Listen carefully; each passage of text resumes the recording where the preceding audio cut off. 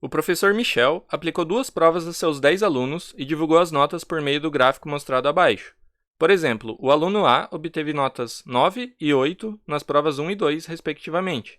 Já o aluno B obteve notas 3 e 5. Então, se você olhar aqui no gráfico, o aluno A está representado aqui por esse ponto A, e aí se você projeta no eixo X, que dá a nota da prova 1, então ele tirou 9 na prova 1. E se você projeta no eixo Y, aqui no eixo vertical, você vê que ele tirou 8 de 10. Por isso que ele tirou 9 e 8. Aí se você olha para o aluno B, está aqui no ponto B, então na prova 1 ele tirou 3 e na prova 2 ele tirou 5. Para um aluno ser aprovado, a média aritmética de suas notas deve ser igual a 6 ou maior do que 6. Quantos alunos foram aprovados?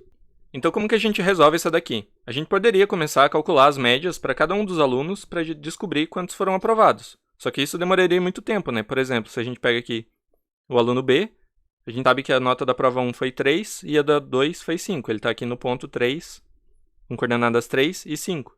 Aí se eu quiser calcular a média aritmética das notas dele, eu tenho que pegar 3 mais 5 e dividir por 2, que é a média, né? Então, 3 mais 5 dá 8, sobre 2, 4. Aí eu vejo que ele tirou média 4, então ele reprovou, ele não foi um dos alunos aprovados. Só que se a gente aplicar essa regra para todos aqui, vai demorar muito tempo, então vamos fazer do jeito mais inteligente. Então vamos chamar aqui esse eixo da prova 1 de eixo X e o eixo da prova 2 de Y. E aí a gente vai encontrar a reta que representa exatamente as notas que têm média igual a 6. Então as notas das duas provas que têm média 6. Como é que ficaria isso? Então a gente sabe que o Y mede a nota na prova 2 e o eixo X mede a nota na prova 1. Se a gente quer que a média seja exatamente 6, a gente teria que fazer y mais x dividido por 2 igual a 6, correto? A média aritmética igual a 6. Então, se eu isolar o y aqui, você vai ver que a gente tem uma equação de uma reta.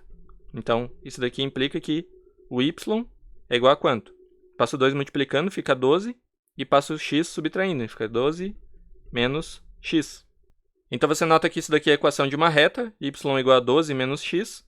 E como é que vai ser essa reta? A gente sabe aqui que são exatamente os pontos que vão ter média igual a 6. Então, por exemplo, a gente sabe que se o aluno tirar 2 na primeira prova e 10 na segunda, ele teria uma soma das notas igual a 12 e, portanto, a média igual a 6. Então, esse ponto aqui é um ponto que está nessa reta.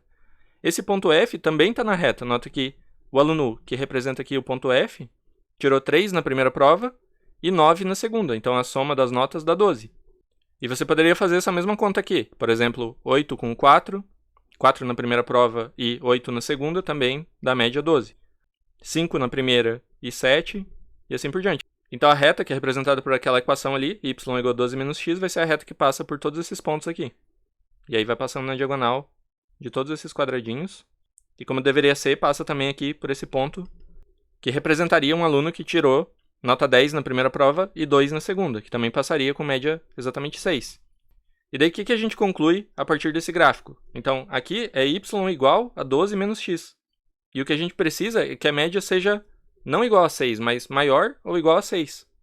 Porque um aluno é aprovado se ele tirar exatamente 6 de média ou uma média maior.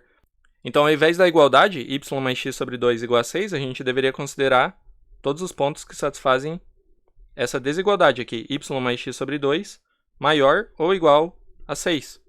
Porque se eu tiver média maior do que 6, então eu estou aprovado. E aí, isso daqui implicaria que o y tem que ser maior ou igual a esse 12 menos x. E isso representa todos os pontos que estão acima dessa reta que a gente encontrou ali no primeiro passo.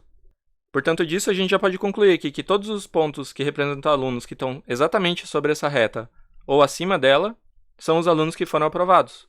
Então, se você contar aqui, você vê que tem o aluno F, que está exatamente sobre a reta aqui.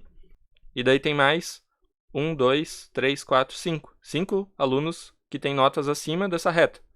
Então, esses 5 somados com o aluno F dá 6, e, portanto, são 6 alunos que foram aprovados.